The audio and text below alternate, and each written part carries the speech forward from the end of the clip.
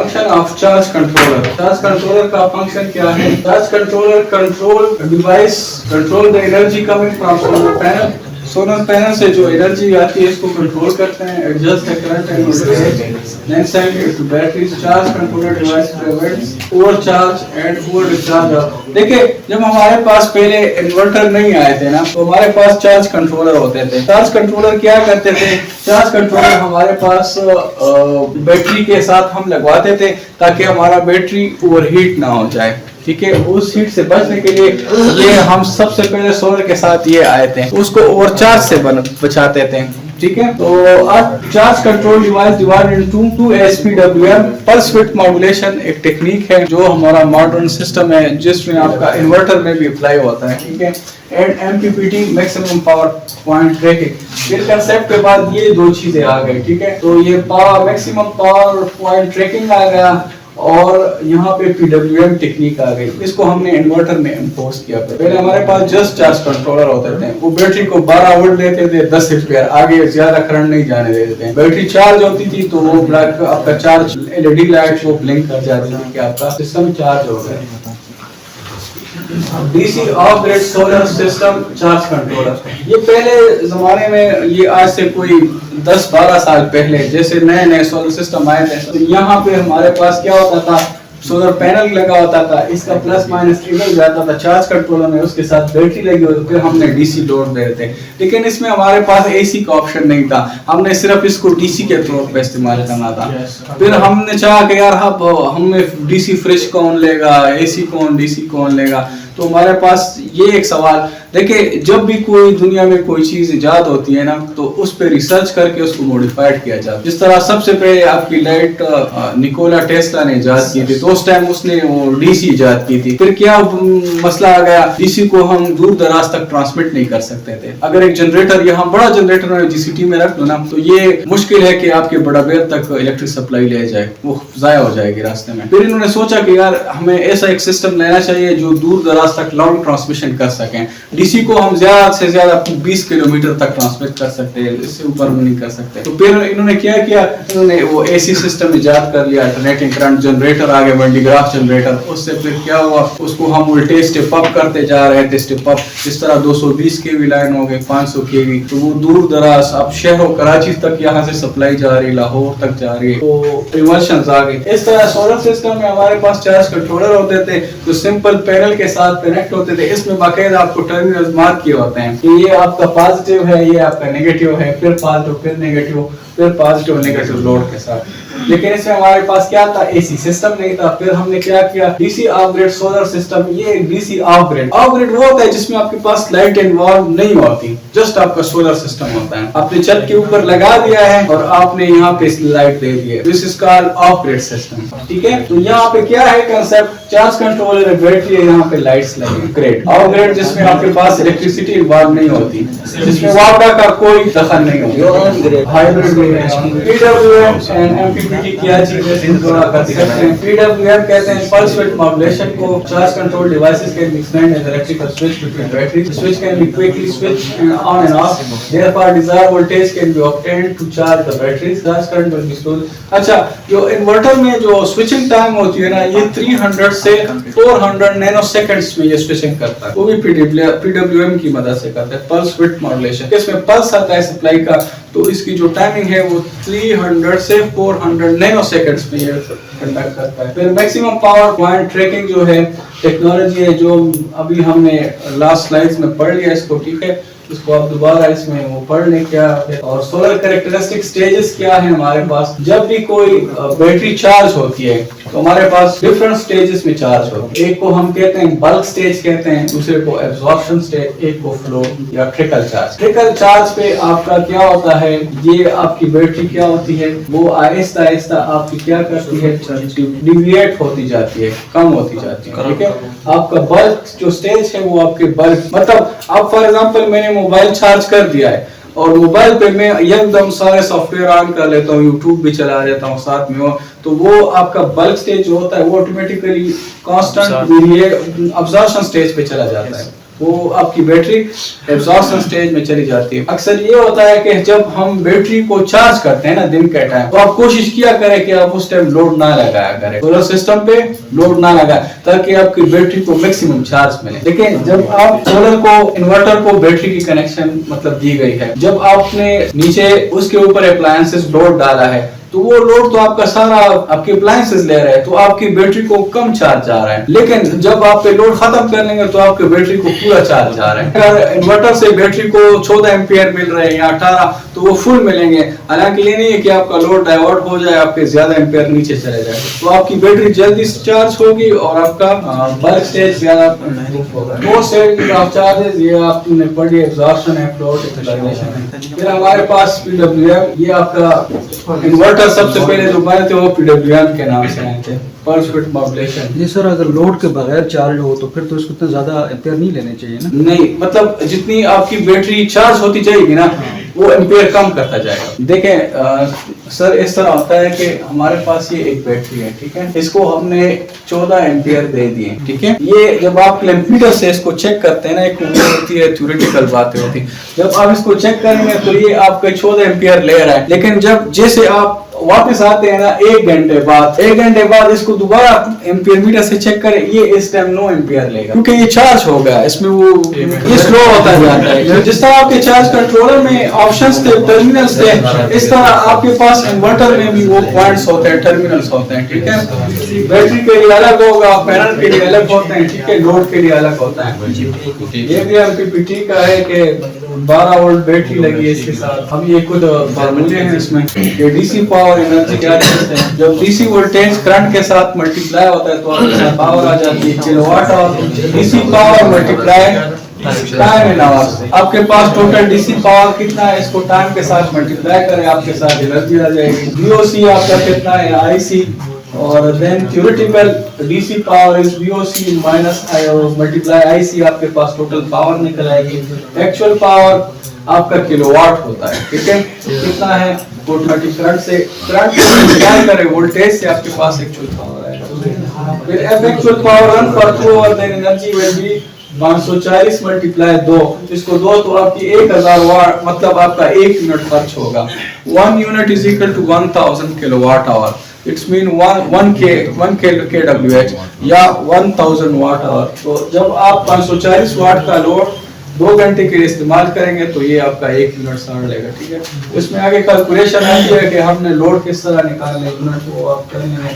DC yard किस तरह होता है, DC kilowatt hour divide by kilowatt power divide by day, कितना डे में आपका खर्चा हुआ है, तो आप अपने सिस्टम का वो भी निकाल सकते हैं। अब ये चार्ज कंट्रोलर क्या चीज है, सीरीज कंट्रोलर है। When the charge cut off voltage is reached, series controller interrupts module power using S1 switch is break. ये इसमें इसका पूरा सर्किट डायग्राम दिखाया गया है। ये जनरेटर क्या है, ये डायोड लगा है, स्विचेस, चार्ज कंट्रोलर, IPV क्या है, स्टोरेज बैटरी, इसमें ये पूरा इसका कंसेप्ट है, किस तरह ये काम करते हैं, इसके circuit diagram. Charge controller MPPT essentially consists of regulated DC to DC converter है, maximum power is defined every 5 minutes. और ये आजकल यूज नहीं हो रहा है, ये पुराने मतलब ओल्ड कंसेप्ट है, ठीक है। आजकल सारों को इन्वर्टर ने रिप्लेस कर लिया। ये जब रिवर्स यूज करते थे, इसको चाइना चार्ज कंट्रोलर, ये डिफरेंट चार्ज कंट्रोलर की टाइप। अब ये देखिए यहाँ पे आपको बाकायदा टर्मिनल के साथ ये आपका PV सोलर, इसके ऊपर लिखा है सोलर का है, कनेक्शन आ रहा है। ये ब्रेकर लगा है इसके क्रॉस, बैटरी का ब्रेकर है, फिर लोड है, लोड के क्रॉस ब्रेकर, फिर लोड का है, ठीक है। और ये RS-25 USB के लिए अगर आपने लोडिंग डिलोडिंग करनी है सॉफ्टवेयर, किस टाइम आपका ग्राफ आजकल वाईफाई के साथ भी कनेक्ट होते हैं कि आपने सिस्टम ने दिन में कितने किलोवाट आवर जनरेट किए हैं और कितने आपके इन आए हैं, कितने आउटगोइंग है। ये आपने लगाया है ग्रीन एनर्जी मीटर,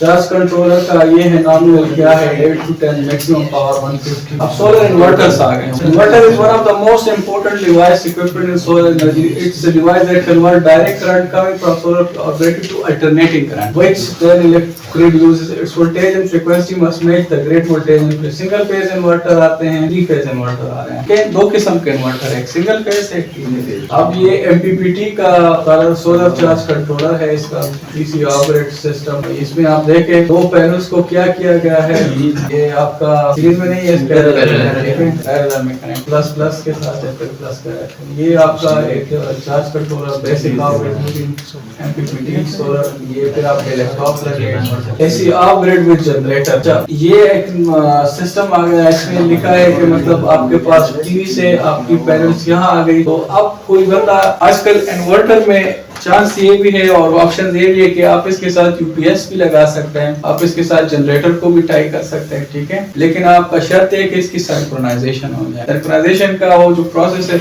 वो भी इसके अंदर बाकायदा हुई होती है। आजकल सोलस के इन्वर्टर अच्छे आ रहे हैं हायर के, तो उसमें वो सिंक्रोनाइजेशन का बिल्कुल मसला नहीं होता। लेकिन अगेन ये मैं कहना चाहता हूँ कि जो लोग सोलर का काम भी कर रहे हैं ना, अगर आप 4-5 साल भी काम कर लें, आपको इन्वर्टर की सेटिंग का पूरा पता नहीं होगा। इसके पैरामीटर्स काफी डिफरेंट होते हैं, हर इन्वर्टर्स के अपने पैरामीटर्स होते हैं। ये लास्ट वीक पे हमारी फैमिली में किसी ने सोलर सिस्टम लगाया तो उनके पास सोलस का इन्वर्टर है, उन पे कोई ऑप्शंस आ रही थी तो कोई फॉल्ट आ रहा था लेकिन शो नहीं कर रहा था।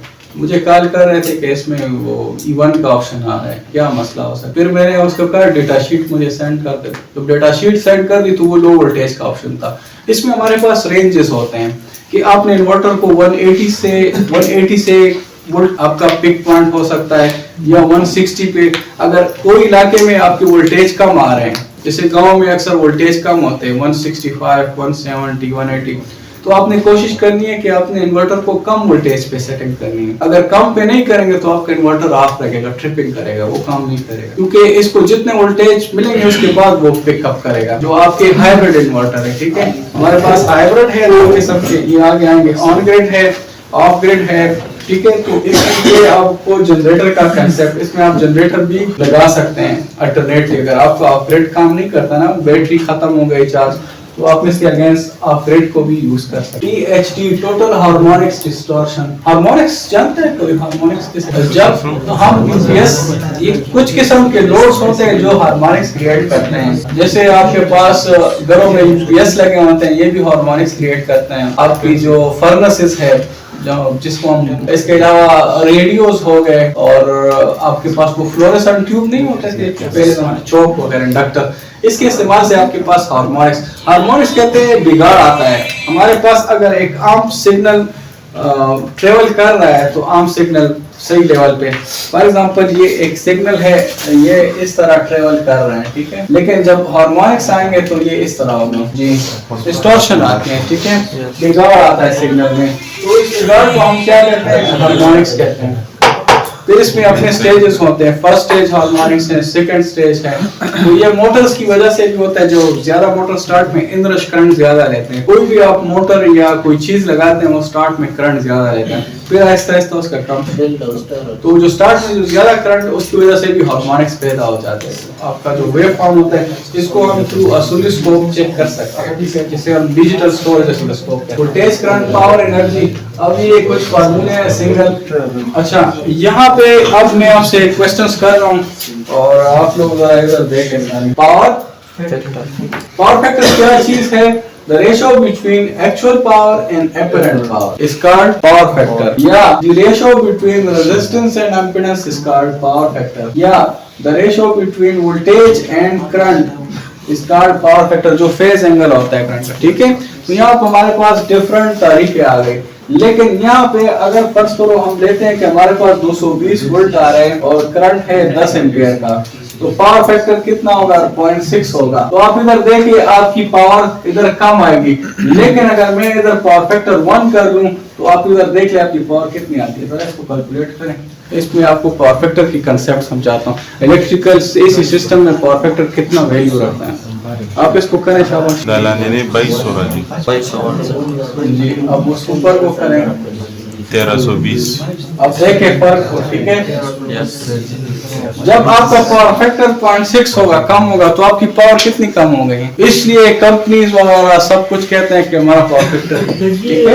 इन्वर्टर में तो आप गैस का जो है 0.9 भी देते हैं, उनमें वोल्टेज करंट बिल्कुल फिक्स होती है। लेकिन हम यहाँ पे कंसेप्ट दे रहे हैं इनको कि पावर फैक्टर का कितना बड़ा इम्पैक्ट होता है इस सर्किट। 3 फेज का क्या फॉर्मूला है बताएं। अच्छा, √3 जो होता है ये बराबर होता है 1.732 के। तो कैलकुलेटर पे लिखेंगे ना √3 लिखे तो ये होता है 1.732। तो आपका 3 फेज में जो होता है वो line current into line voltage into power factor. अब सारी क्लास से मेरे 3 सवाल हैं, ठीक है।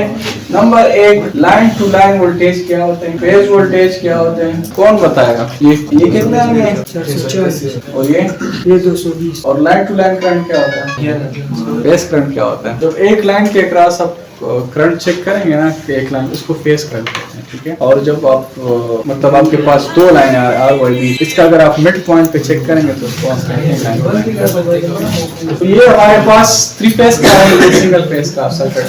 यहाँ पे हमारे पास देखें 220 वोल्ट का है, करंट है 10 एम्पीयर का, पावर फैक्टर 0.85 है, तो ये 1870 वाट का बन रहा है। अब एसी एनर्जी क्या है कि हम इसको 5 घंटे के लिए इस्तेमाल करते हैं, तो 1.87 को मल्टीप्लाई किया है 5 के साथ, तो ये कह रहा है कि ये आपके 9.35 किलोवाट आवर कंज्यूम करे। अगर फर्ज करो आपके पास टोटल लोड है 1870 वाट का, 5 kilowatt hour. The formula sir unit watt multiply और डिवाइड बाय 1000, ये यूनिट्स फाइंड करने का फार्मूला है, ठीक है। इससे आपके यूनिट्स फाइंड होंगे। तो भी आप यूनिट्स निकालते हैं लोड का, तो वो आपके इससे फाइंड होंगे। टोटल वाट को ले ले, मल्टीप्लाई करें 1000 आवर्स के साथ कितने घंटे इस्तेमाल करते हैं, डिवाइड बाय 1000, आपके पास पूरे यूनिट्स निकल आएंगे, ठीक है। बोर्ड ऑफ ट्रेड यूनिट, ये आप जब इलेक्ट्रिसिटी बिल निकालेंगे वापडा का, तो उसके ऊपर लिखा होगा BTU, board of trade unit.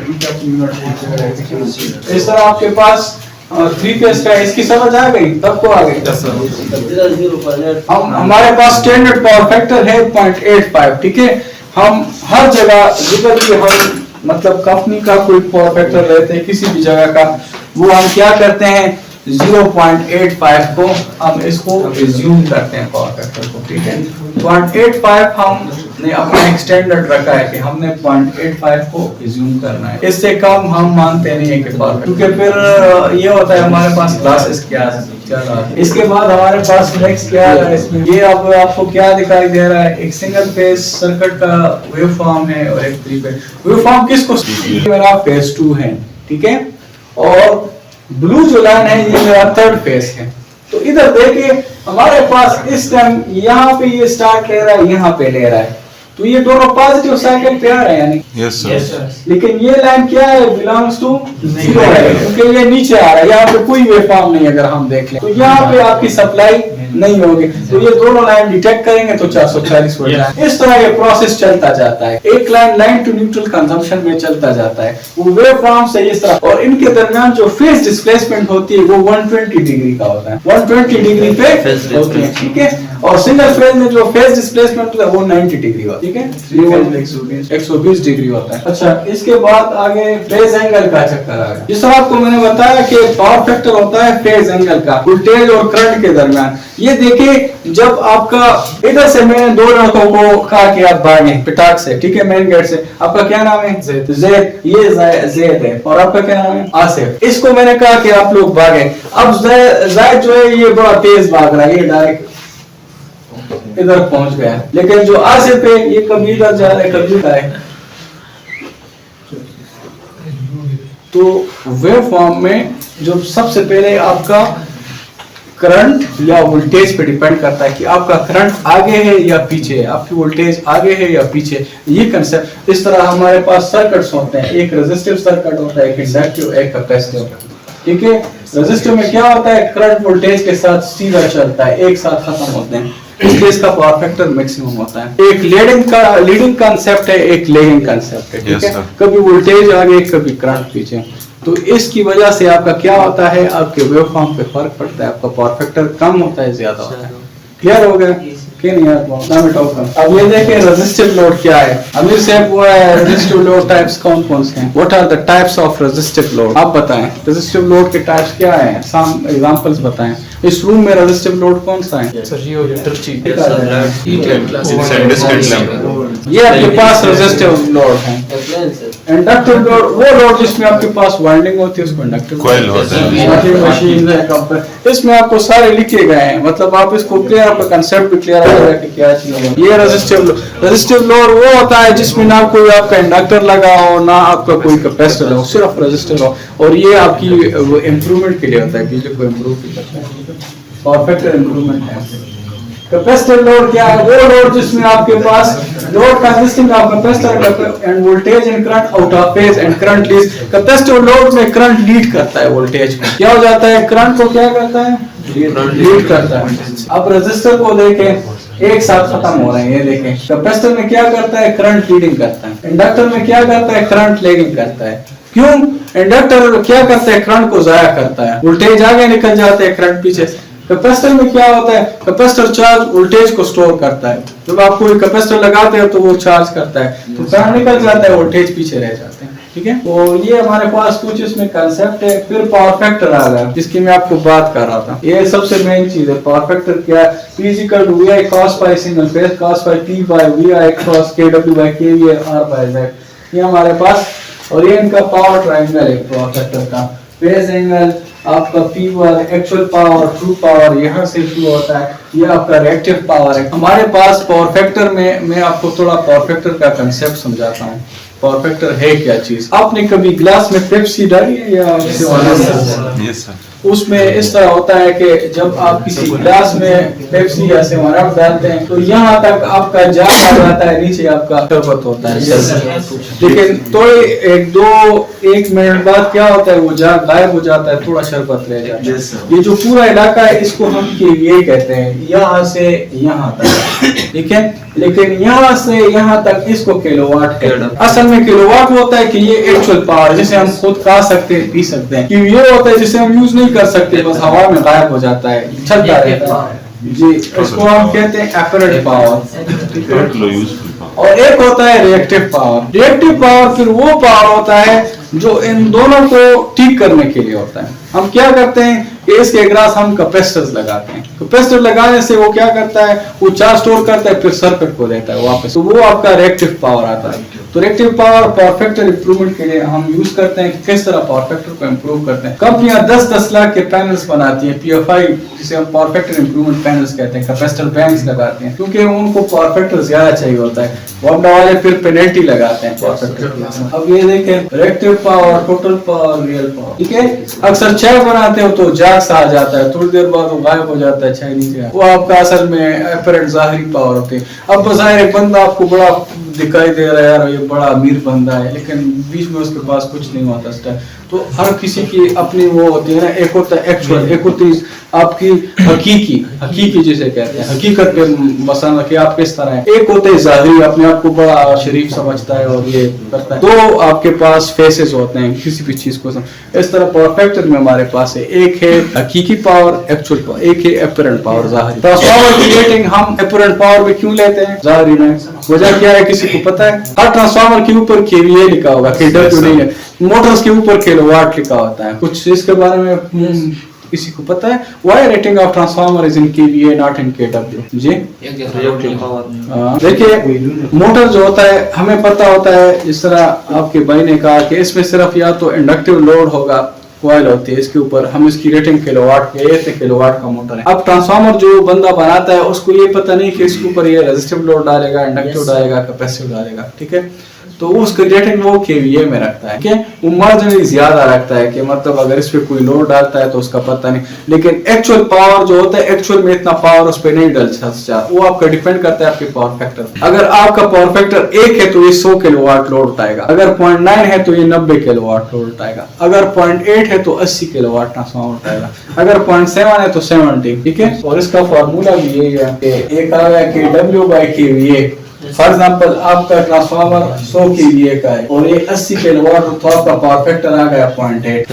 समझ रहे हैं? yes, लेकिन अगर आप इसी को प्रूफ करना चाहते हैं तो KW is equal to KVA into power factor करें तो 100 मल्टीप्लाई 0.8 तो ये आपका मेरे प्रूव कर दिया ये 80 किलोवाट ये सही है कि ये आपका इतना वोल्ट उठाएगा। लेकिन अगर आप इधर देखें अगर आपका ट्रांसफार्मर 90 किलोवाट का हो गया है और ये सब तो आपका पावर फैक्टर 0.9 हो गया। जितना पावर फैक्टर बढ़ता जाएगा आपका लोड ट्रांसफार्मर ज्यादा उठाएगा, समझ रहे हो ना? तो आपकी एसी में सारा सिस्टम आपके पावर फैक्टर पे है कि वोल्टेज और करंट को किस तरह भगाएं, ठीक है? यह हमारे पास ये कंसेप्ट था। फिर इसके पास load typical characteristics with time है, किस तरह आपका लोड रेजिडेंशियल लोड का क्या कर्व है और इंडस्ट्रियल का क्या है, बिल्डिंग किस तरह ये वेरी करता है। इसमें एनर्जी क्या है, average power multiply total time, average power कितनी है आपके पास टोटल टाइम के पास।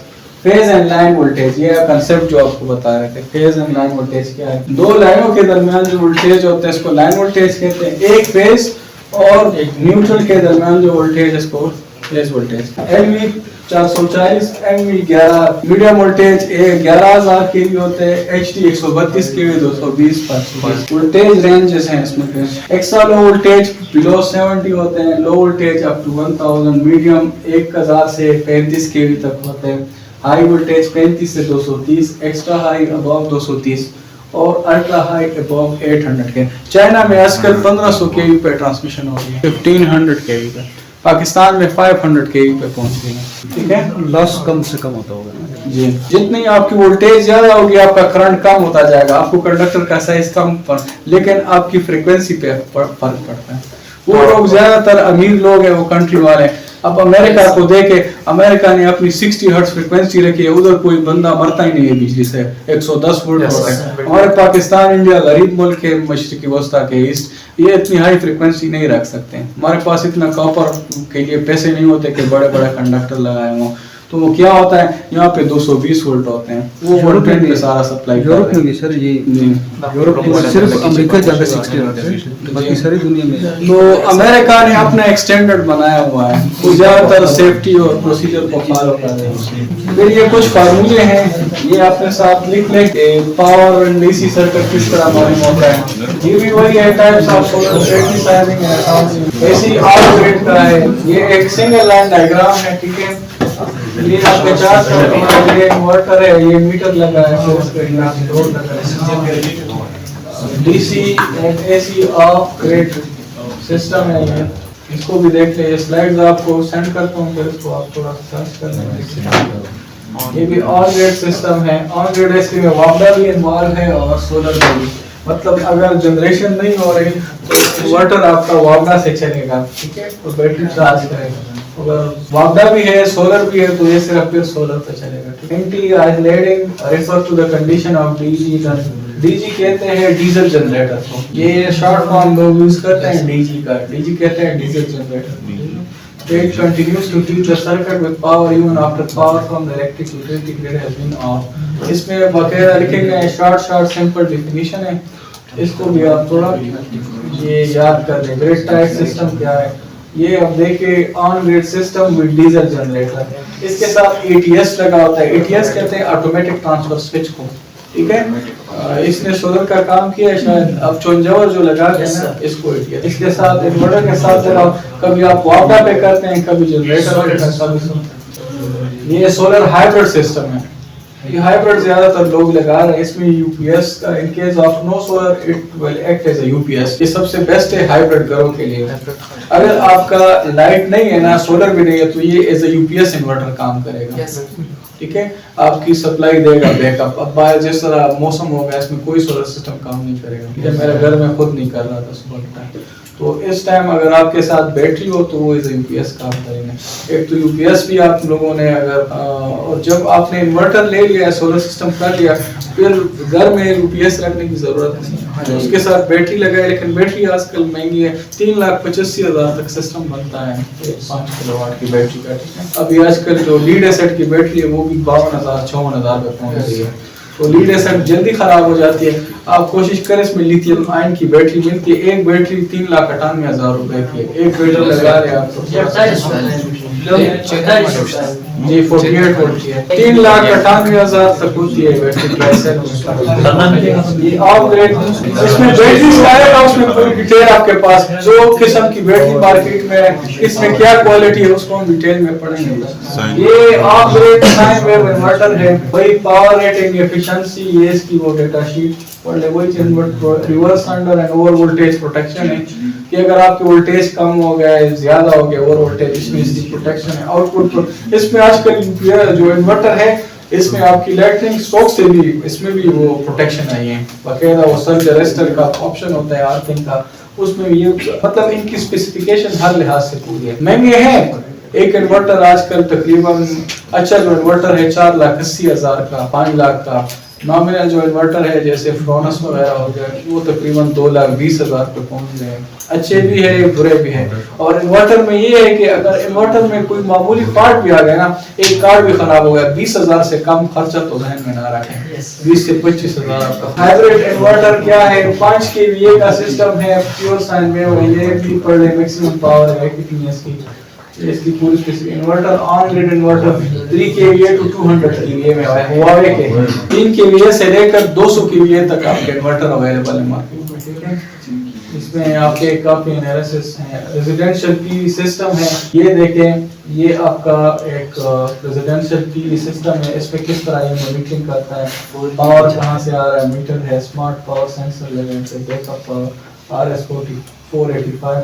ये आपका जो इन्वर्टर है इसकी पूरी अंदर की वो स्पेसिफाइड डायग्राम है किस तरह इसकी सिलेक्शन होती है। इसमें बाकायदा सेंसर्स लगे होते हैं।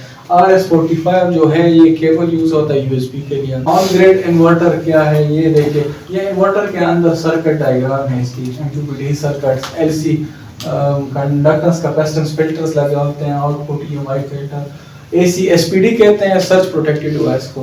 अगर आपका कोई शॉर्ट सर्किट होता है उसको प्रोटेक्शन के लिए। देखिए इलेक्ट्रिकल सिस्टम में अगर आपने कोई सिस्टम बनाया है जिस तरह ये AC लगा है, लेकिन इसके साथ एक प्रोटेक्शन होना चाहिए, इसके साथ एक ब्रेकर होना चाहिए, स्विच होना चाहिए जहाँ से आप इसको ऑन ऑफ कर सकें। हमारे पास AC में सबसे बेस्ट ये है कि ऑपरेशन के साथ साथ आपको इसकी सेफ्टी भी चाहिए, ऑपरेशन प्रोटेक्शन भी चाहिए, ठीक है। प्रोटेक्शन के तो इसमें प्रोटेक्शन ये MPPTs हैं, ये मैक्सिमम पावर ट्रांसफर्स जो इन्वर्टर्स हैं इनकी वो नॉबिंग DC स्विच है, डायग्राम्स दिखाई गई हैं। ये MPPTs of 100 kVA Huawei 100 kVA का इन्वर्टर की डायग्राम ये देखें कितने पैनल्स की इनपुट आई हैं इसमें, ये देखें 2 4 6 8 10 11 पिन्स हैं। ये आपका 3 फेज ये इन्वर्टर टाइप्स है आपके पास, central inverter, string inverters and micro inverters, Sunny trial power curves, SMA inverters, maximum rate. ये जरा फिर आप देखें, ठीक है। IPP6 स्ट्रिंग इन्वर्टर क्या चीज, बेस्ट इन्वर्टर चेकलिस्ट क्या है, having less than 3% of THD। इसमें लिखा है कि आपका बेस्ट इन्वर्टर कौन सा होगा जिसकी 3% THD होगी, टेस्ट हार्मोनिक डिटेल होगी लेस देन, ये होगा हैविंग एफिशिएंसी 98 पर, having power factor near to 1, अगर पावर फैक्टर 1 के करीब है तो इन्वर्टर सबसे बेस्ट है। ये आगे की सारी स्पेसिफिकेशन लिखी है कि कौन सा इन्वर्टर आपका। फिर हमारे पास V3 का यहाँ पे बैटरी एंड केबल्स का है। ये हमारे पास फंक्शन ऑफ बैटरी क्या है, parts of battery, battery types and DOD क्या चीज है, इसको सारा ये कंप्लीट बैटरी के अलावा बैटरीज पढ़ के इसके बाद फिर हम डिजाइनिंग पे आएंगे, ठीक है।